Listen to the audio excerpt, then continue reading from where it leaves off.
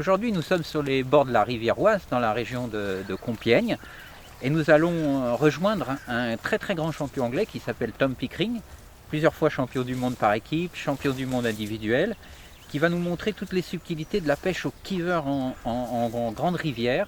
Donc aujourd'hui, le temps n'est pas tellement de la partie, mais il devrait y avoir, à mon avis, pas mal de brèmes. Et surtout, il va nous apprendre énormément de choses, à la fois sur les amorces, le choix des feeders, le choix des cannes, le matériel et les stratégies de pêche. Donc là, on va aller le rejoindre, il est déjà en train de s'installer au bord de l'eau.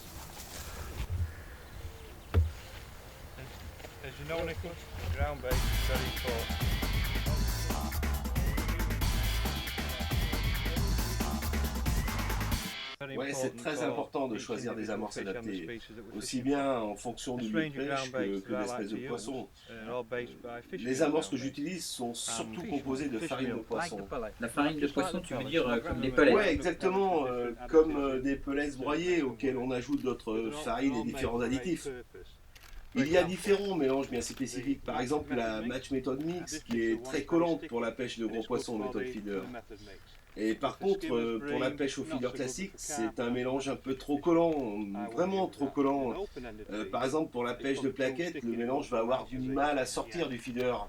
Ensuite, il y a de l'amorce F1, c'est un mélange excellent pour la pêche des gardons, brèmes, tanches. C'est vraiment une amorce très populaire en Angleterre. Et vraiment, les brèmes, elles raffolent de ça, quoi. Mais tu l'utilises uniquement en rivière ou? Non, lac, rivière, étang, enfin, c'est un mélange efficace partout qui travaille parfaitement sur le fond. Et que ce soit pour les plaquettes, les brèmes, les petites carpes, enfin les gros poissons. Oula, une amorce verte? Ouais, en Angleterre, c'est une couleur très appréciée et efficace pour les carpes, les grosses tanches, les brèmes. Mais c'est à cause de la couleur ou quoi? Non, je ne pense pas. En fait, cela dépend du lieu de pêche et des préférences du pêcheur. Certains préfèrent un mélange à part égale d'amorce, brune et de verte. Enfin, pour moi, ce sont les ingrédients d'amorce qui sont les plus importants. Enfin, en tout cas pour les gros poissons. Et c'est vraiment une super amorce. Voilà, donc c'est les trois amorces que Donc j'utilise aujourd'hui, le j'imagine plus, que tu quoi. vas utiliser de l'amorce F1, alors, ça va? Ah oui, absolument, car elle est parfaitement adaptée à la pêche des vrais feeders. Ah oui, et puis parfois j'ajoute aussi un peu d'additif F1. C'est un additif très très sucré. Il est surtout efficace pour les brèmes, petites ou grosses, enfin bref, les brèmes de toute taille, quoi. Tu peux sentir? Ouais, tu vas même vouloir en boire, j'en suis sûr. C'est vraiment très bon. Ah oui, ça sent super bon, c'est vraiment, c'est très sucré, Oui, ça sent un peu exactement, comme c'est le pour ça que les brèmes caramel ou elles le adorent. brasem. Mais quelle que soit la recette, une amorce est efficace uniquement si elle est bien préparée. Alors je vais te faire voir comment je prépare mon amorce. Voilà, donc Nicolas, aujourd'hui on va utiliser de l'amorce F1. Elle est parfaite pour la pêche des brèmes. Et je l'utilise pure, sans aucun additif, rien, ni terre, aucune terre. Et il suffit tout simplement d'ouvrir le paquet. Et tu as vu qu'il y a une ouverture très facile sur ce paquet. Et ensuite de la verser dans un grand seau. Donc tu verses 2 kilos d'amorce dans ce seau-là. Vraiment, tu vois, il n'y a pas plus simple. Qu'est-ce que tu en penses, Nicolas? Bah, il y a une très forte odeur de farine de poisson, hein. En même temps, ça ressemble beaucoup à une amorce classique en fait. Est-ce qu'il y a d'autres composants que la farine de poisson? Non, uniquement de la farine de poisson avec un arôme, tout simplement. Très très fin et vraiment gras, hein. On le sent bien au toucher en Oui, plus. bah tu sais que la farine de poisson est très grasse et c'est ce qui fait qu'elle soit efficace justement. C'est vraiment très très fin hein, comme granulométrie. Regarde, tu peux sentir l'huile qui se dégage de l'amorce sur tes mains. Ça doit faire beaucoup travailler le mélange finalement tout ça. Bah oui, en effet, ce type d'amorce travaille beaucoup plus une fois sur le fond. Et donc, bah, pour la préparer, tu vas prendre un grand seau, tu vas verser tes 2 kilos d'amorce sèche pour commencer, et ensuite tu rajoutes 1 litre d'eau. Et alors, au départ, il faut jamais trop mettre d'eau, c'est super important ça. Donc voilà, là, tu vas verser ton litre d'eau en une seule fois. Et ensuite, eh ben, tu mélanges bien le tout jusqu'à ce que tu aies un mélange assez homogène, quoi. Et comme tu peux le voir, c'est un mélange très facile à mouiller et qui n'a pas tendance à faire des grumeaux. Donc voilà, si tu mets ta main dans l'amorce et que tu serres une boulette, quoi, tu dois sentir l'humidité qui en sort. Et là, ça veut dire que ta préparation, elle est parfaite. Regarde, serre-la bien dans la main. Tu as vu? Là, si elle tient bien ta boulette, c'est qu'elle est vraiment parfaite. Tu vois, Nicolas, c'est aussi simple que ça. Et je te rappelle donc, 1 litre d'eau pour 2 kg d'amorce sèche. Donc ensuite tu laisses reposer ton amorce 20 minutes environ. Et le mélange va gonfler et un peu s'assécher. Et tu vas devoir ensuite rajouter un peu d'eau pour finaliser ton mélange. Avec ce type de mouillage en 2 fois, tu vas obtenir une préparation parfaite. Et est-ce que tu la tamises, l'amorce? Oui, toujours, je tamise toujours l'amorce. Pour éviter les gros. Oui, tu poses l'amorce sur le tamis et tu la fais passer de manière à bien écraser tous les grumeaux. Et ne mets jamais toute l'amorce à la fois. Et il faut bien la faire passer dans le tamis. C'est un tamis à asticot. Oui, un tamis avec des mailles moyennes. C'est inutile d'utiliser des mailles trop fines. Hein. Donc voilà, tu vois le résultat final une fois que ton amorce est bien passée. Et regarde la différence entre l'amorce de départ. Tu peux t'apercevoir que l'amorce est homogène et bien aérée. Voilà, tu peux serrer la boulette et sentir l'humidité qui en sort à la surface. Là, ça veut dire que ton résultat, il est parfait, quoi. Voilà, Nicolas, c'est aussi simple que ça. Oui, c'est super simple. Et 2 kg d'amorce, donc ça suffit pour une journée de pêche. Oui, dans la majorité des cas. Enfin, j'espère que j'en aurai besoin d'un peu plus aujourd'hui, parce que ça voudra dire que j'aurai pris beaucoup de poissons. Dans ce cas, tu vas peut-être utiliser plus d'èche que d'amorce, non? Oui, c'est vrai que dans ce cas, il faudra un peu plus d'èche que d'amorce, quoi. Bon, bah parfait. Enfin, on va à la pêche.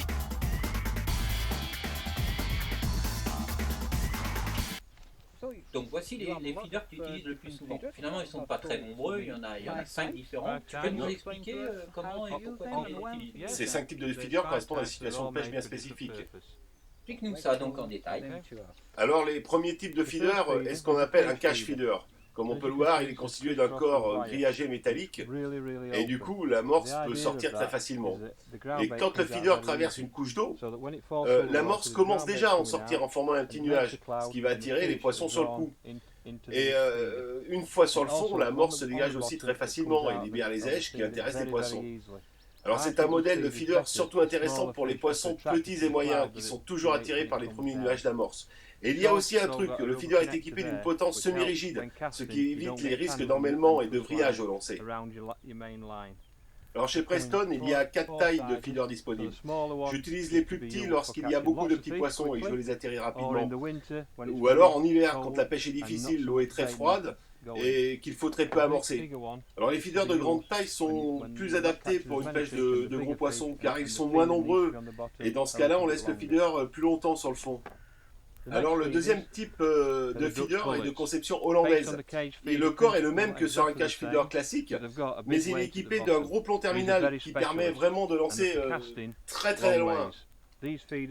Avec de tels feeders, il est possible de pêcher jusqu'à 80-100 mètres. Ce sont des feeders très spécialisés qu'on n'utilise pas forcément très souvent, mais pour toutes les pêches à grande distance, il n'y a pas mieux. Alors le troisième feeder est assez différent des autres, c'est ce qu'on appelle un feeder fermé. Il suffit d'ouvrir le couvercle et ensuite de le remplir d'èche pure. Rien de plus simple quoi. Et l'avantage qu'il a, c'est qu'une fois sur le fond, il est très stable, il ne bouge pas. C'est un type de feeder que j'utilise beaucoup en rivière et uniquement avec des asticots purs. Alors encore une fois, il suffit d'ouvrir le couvercle, de le remplir d'asticots et tout simplement de lancer. Et une fois sur le fond, les asticots sortent facilement par les petits trous qu'il y a sur le feeder. Et c'est particulièrement efficace pour les poissons comme les gardons, les chevennes, les perches. On trouve ensuite 2 types de feeders dits ouverts. Les premiers disposent d'un corps en plastique avec des trous et ils sont parfaits pour les pêches en plan d'eau lorsqu'il y a 3 mètres de fond ou rivière lente. Lorsqu'on veut être sûr que l'amorce ne sorte pas du feeder avant d'arriver sur le fond. C'est aussi un excellent feeder pour les pêches de beaux poissons car l'amorce elle sort lentement du feeder sur les côtés et forme un tapis sur le fond.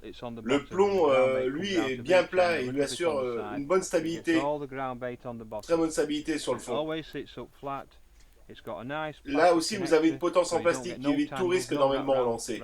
Là encore, il y a plusieurs tailles de feeder. Les plus petits lorsqu'il y a beaucoup de petits poissons, ou au contraire, en hiver, lorsqu'ils sont très difficiles. Et bien sûr, les plus gros feeders pour les pêches de beaux poissons pas très nombreux. Enfin, pour les pêches dans les grands fleuves, j'utilise des feeders ouverts Corum, avec un pont plus lourd et une ouverture plus large. Comme vous pouvez le voir, la différence de diamètre est importante, et avec les modèles de chez Preston. Et on peut aussi remarquer que le corps est parfaitement cylindrique, dans le cas du feeder Preston, mais légèrement plus ovale pour le Corum, ce qui est préférable lorsqu'on pêche dans les courants puissants. Certains modèles disposent de très gros plombs crantés qui leur assurent une très bonne stabilité. Voilà, donc nous avons 5 types de feeders qui ont toute une utilité bien spécifique. Lui, c'est un feeder ouvert Corum de 30 grammes qui va me permettre de déposer pas mal d'amorces et d'èches sur le fond, essentiellement pour les brèmes. Et pour le montage, écoutez, c'est très simple, vous allez voir, j'ai juste besoin de quelques accessoires que vous voyez ici.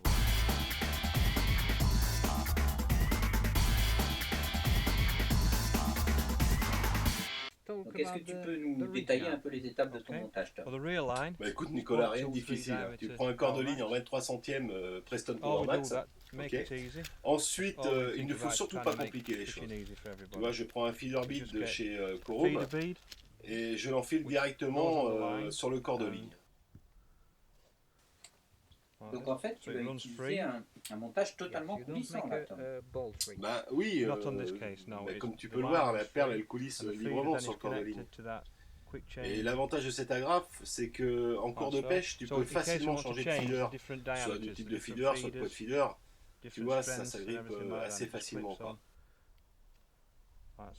Voilà, tu vois, c'est un montage coulissant ultra simple.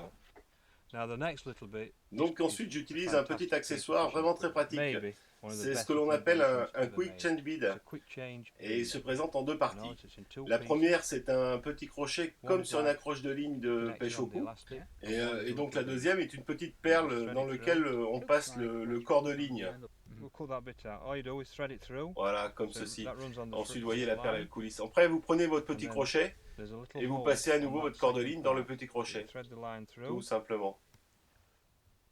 Vous voyez, vous allez faire sur le crochet, vous allez faire le même nœud que sur un émerillon. Exactement le même. Donc vous avez fait 6 tours en repassant 2 fois le fil dans la boucle.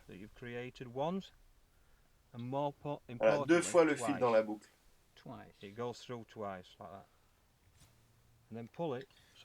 Voilà, donc il faut bien mouiller ton fil avec de la salive. Et ensuite, tu serres tout simplement ton nœud très fortement. Vraiment très bien serré. Voilà. Et une fois que tu l'as bien serré, tu coupes l'excédent de fil et tu coiffes ton petit crochet de la perle coulissante, tout simplement. Voilà, il n'y a pas plus simple. Et c'est très efficace. Et donc, grâce à ce petit accessoire, en fait, tu peux changer facilement de longueur ou de diamètre de pattine en cours de pêche. C'est super simple. Très simple, vraiment très simple. Et grâce à ce Quick Change Bead, il te suffit de prendre un bas de ligne déjà monté à l'avance. Et ensuite de placer la boucle dans le petit crochet. Voilà, comme cela. Et ensuite, tu recoiffes le tout de la fameuse petite perle. Tout simplement. C'est vraiment ultra simple. Tu vois, grâce à ce petit accessoire, ça me permet de changer très facilement les bas de ligne. Et je peux même avoir des hameçons léchés avec des appâts différents qui sont prêts à l'avance, quoi. Voilà, Nicolas, le montage est terminé. Tu avoueras quand même qu'il est difficile de faire plus simple. Non, tu crois pas? Ah oui, c'est clair. Et ce qui est pas mal non plus, c'est que le feeder, là, il vient cogner contre la perle, donc il protège bien le nœud. Mais en même temps, je remarque que tu as un bas de ligne assez court, là. Oui, en effet, au Keeper, la longueur du bas de ligne est quand même très importante. Dans ce cas, j'utilise des bas de ligne de 30 cm parce que les poissons viennent directement sur le feeder et l'hameçon ne doit pas être trop loin du feeder. Par contre, lorsque les poissons sont plus difficiles ou peureux, il est préférable d'utiliser des bas de ligne nettement plus longs, de 60 cm environ. Enfin, pour commencer, aujourd'hui, je vais utiliser un bas de ligne de 30 cm. Donc en fait, tu vas commencer avec un banning de 30 cm, et si la pêche est plus difficile, bah, tu vas rallonger jusqu'à 60 cm. Ouais, c'est exactement ça, Nicolas. Enfin, maintenant, en matière d'hameçon, je vais utiliser des Preston PR355 en numéro 16 ou 14. Ce sont des hameçons à ardillon qu'on peut utiliser aussi bien pour l'asticot, le ver de terre, le maïs doux ou bien les casters. Et ils ont une courbure assez large et sont très résistants sans être trop forts de fer. Ce qui est très important lorsqu'on pêche la brème.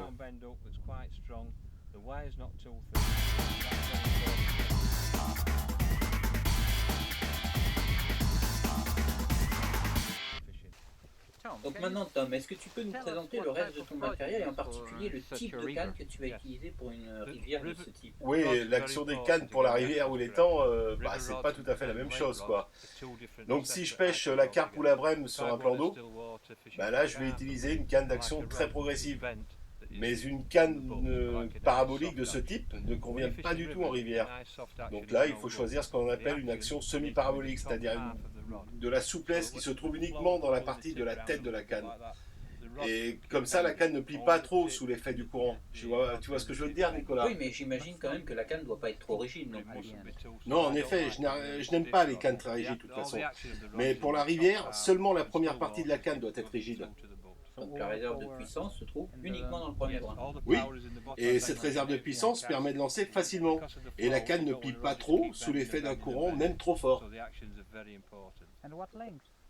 Quelle longueur de canne tu vas utiliser aujourd'hui? Ça va dépendre de la distance à laquelle je vais pêcher, tout simplement. Mais en rivière, j'utilise en général des cannes de 3,60 m à 3,90 m. Et en l'occurrence, sur cette rivière, et parce que je vais pêcher la brème, je vais utiliser une canne Preston Competition de 3,60 m, qui a une action absolument parfaite. Elle me permettra facilement de maîtriser les grosses brèmes, et sa longueur sera suffisante pour une pêche entre 25 et 35 mètres. Maintenant, si je devais pêcher au-delà de 50 mètres, alors là, j'aurais plutôt choisi une canne Preston Dutch Master de 3,90 m ou de 4,20 m. Mais même sur ce type de canne, l'action doit être semi-parabolique, avec une réserve de puissance sur le premier brin. J'insiste, car c'est pour moi très important. Mais dans une rivière de ce type, dans tous les cas, il est inutile de lancer très loin. Donc une canne Preston Competition de 3,60 m est vraiment l'idéal. Elle sera vraiment l'idéal pour cette rivière, pour ce type de rivière et la brème. Je vois que tu utilises un nouveau type de moulinet que je n'avais jamais vu jusqu'à maintenant. Oui, c'est un nouveau modèle de chez Preston, le Inception. Et c'est un moulinet très léger avec 10 roulements à billes. Et surtout, il dispose d'une bobine très large, ce qui facilite les lancers. La première fois que je l'ai utilisé, j'ai été très impressionné par le gain en distance et en précision grâce à cette bobine. Et ce type de moulinet facilite aussi le travail du poisson. Il est maintenant possible de pouvoir ramener facilement ton poisson en moulinant régulièrement sans pomper comme on doit souvent le faire avec d'autres modèles. Et avec ce Inception, il suffit de mouliner et de laisser l'action de la canne faire tout le travail, tout simplement. Mais l'un des principaux atouts, c'est vraiment de permettre des lancers très longs et très précis. Vraiment précis, quoi. Donc à cause de cette grosse bobine en fait. Mais là je remarque qu'il y a un line clip le long de la bobine. Est-ce que tu vas l'utiliser aujourd'hui ou pas du tout? Non, aujourd'hui je n'ai pas lieu de l'utiliser.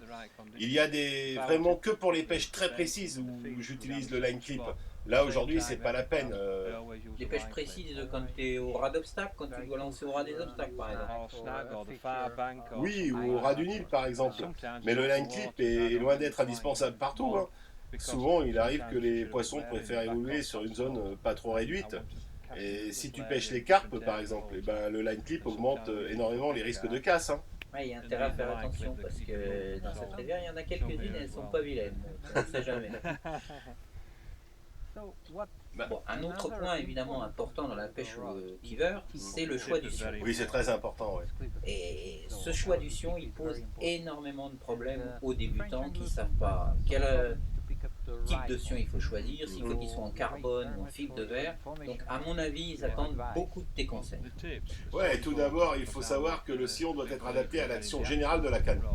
Et je suis personnellement partisan des sillons pas trop rigides. Et je vois beaucoup de pêcheurs faire l'erreur au bord de l'eau avec des sillons beaucoup trop rigides. Et cela me permet de pas très bien distinguer toutes les petites indications, comme un poisson qui vient taper dans le feeder. Or, c'est très important pour bien comprendre ce qui se passe au fond de l'eau, sur ton coup, quoi. Et si le sillon est trop rigide, on obtient des indications très sèches, et il n'est pas possible de faire la différence avec les vraies et des fausses touches, quoi. Mais bien sûr, le sillon ne doit pas être trop mou non plus, car sinon il va trop plier, et là on ne verra plus du tout les touches, quoi. Bon, en général, mon sillon de base est un sillon de 1 once.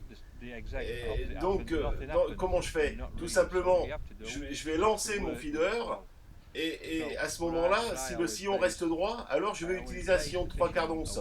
Mais s'il plie un peu de trop, alors je prendrai un sillon de 0,5 once. Moi, à mon avis, c'est la façon la plus simple de procéder.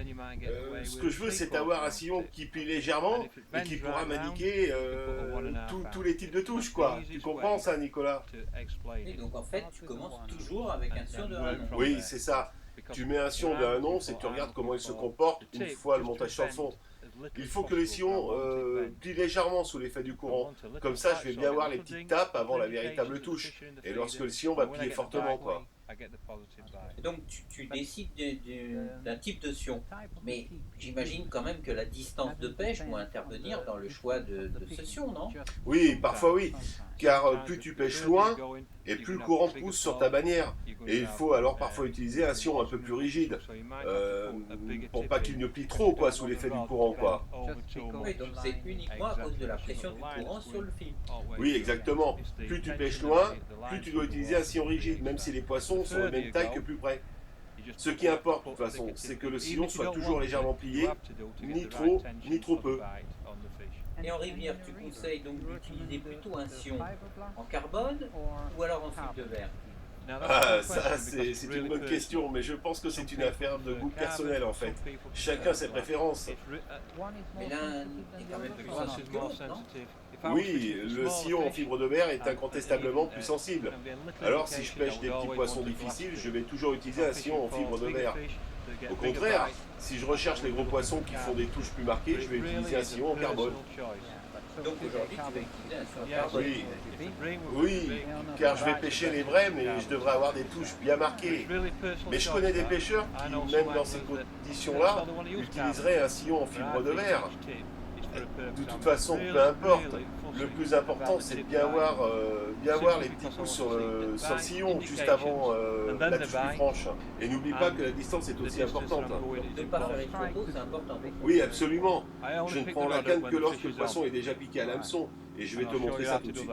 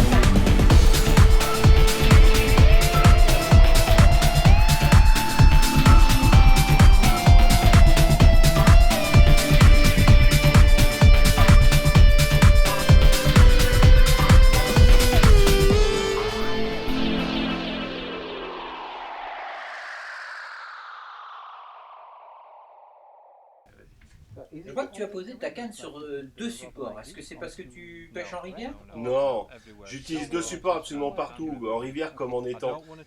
Et je ne prends jamais la canne entre les mains car je ne veux pas faire trop tôt. Je ne prends la canne que lorsque le poisson est déjà piqué. Et je remarque que tu as mis la canne assez bas en fait. Oui, oui, en effet, ce qui importe, c'est qu'il y ait un angle d'environ 90 degrés entre le fil et le sillon, ce qui permet de mieux voir les touches, quoi. Et si le sillon est dans l'axe du feeder, il est très difficile de bien voir les touches. Alors qu'avec un angle de 90 degrés, tu peux utiliser un fil plus fin, un hameçon plus petit... Et un feeder plus léger. Non, enfin, oui, tu as raison, mais enfin un feeder plus léger. Mais le plus important, c'est... C'est d'avoir des touches plus marquées, en fait. Oui, c'est ça. Le principe est assez simple en fait. Plus le courant est faible, plus la canne est basse. Et plus le courant est fort, plus la canne doit être haute, tout simplement. Ce qui est important, c'est que l'angle du fil et du sillon soit toujours à 90 degrés.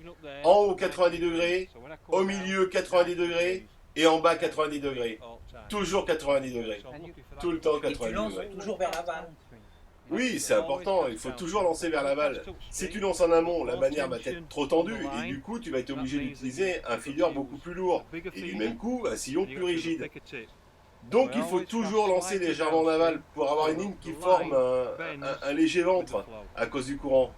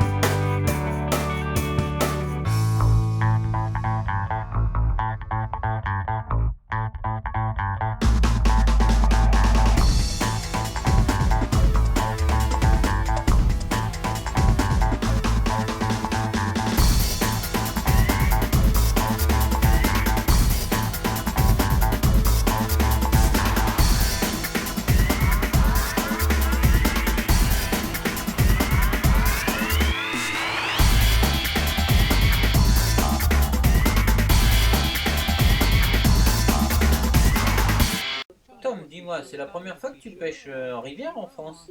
Oui, en tout cas au feeder, c'est la première fois. J'imagine que ça te plaît, hein? Il y a pas mal de poissons en France, non? Oui, ça fait longtemps que je n'avais pas pris autant de brèmes. C'est fantastique. Ouais, et des grosses. Hein. Et la pêche au feeder, c'est vraiment, tu sais, c'est super efficace en France. C'est sans doute pour moi la meilleure technique pour nos rivières. Oui, bah, je suis pas surpris parce qu'il y a quand même beaucoup de gros poissons. Ça, c'est encore une belle brème là. Hein. Ouais, vraiment une belle brème, ouais. Enfin, tu sais, en Angleterre, le feeder est vraiment très populaire. Hein. Non, mais en France aussi, il y a de plus en plus d'adeptes hein, sur la pêche au kiver. Ah ouais? Ah bah alors vous allez sans doute progresser très très vite. Bah, j'espère. Et tu sais, cette année, on va avoir le premier championnat de France de pêche au feeder. Et l'an prochain, il y aura le premier championnat du monde en Italie. Mais d'après ce que j'ai entendu, tu pêcheras peut-être pour l'équipe d'Angleterre? Bah écoute, j'espère bien, et si le capitaine pense à moi en tout cas. J'avoue que je suis quand même très très motivé, et puis tu sais, ça fait bientôt 10 ans que je n'ai pas pêché pour l'équipe d'Angleterre. Et bah, je dois t'avouer aussi que ça me manque énormément. Alors tu vois, si vraiment j'en ai l'opportunité... C'est pas vraiment une bonne nouvelle pour les autres équipes. Non, bon, tu sais, c'est une technique que j'utilise beaucoup en Angleterre. Alors j'espère que le futur manager pensera à moi et puis me donnera ma chance, quoi, tout simplement. Enfin, le championnat aura lieu en Italie avec des carpes et des chevennes. Et là, je pense que mon expérience internationale, bah, elle peut être vraiment très utile à l'équipe d'Angleterre. Justement, d'ailleurs, combien de championnats du monde tu as gagné, que ce soit par équipe ou en individuel? Ouais, écoute, j'ai gagné une fois le titre individuel, 3 fois par équipe, et puis j'ai pêché environ 15 matchs internationaux pour l'équipe d'Angleterre. Oui, ça fait beaucoup d'expérience en effet.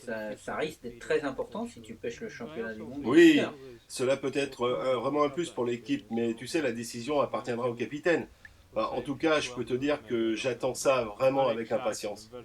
Oui, ça je comprends. Une sélection en équipe nationale, c'est toujours important. En tout cas, aujourd'hui, tu nous as fait une sacrée démonstration de l'efficacité de la pêche au feeder dans les grandes rivières et sur les brèmes. Je suis curieux de savoir combien il y a de poissons dans cette bourriche. Tu es costaud, Nicolas? En tout cas, je vais essayer de t'aider en tout cas. On regarde?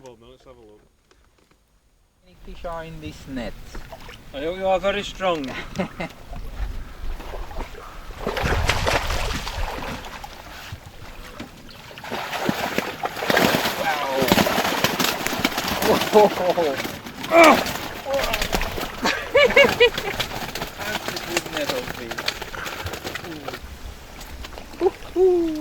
More than 40? Maybe. Yeah, maybe. There's a lot of fish there. Fantastic fishing. Fantastic. And we go back? Yeah, Go back? let's go baby. Go back, my friends.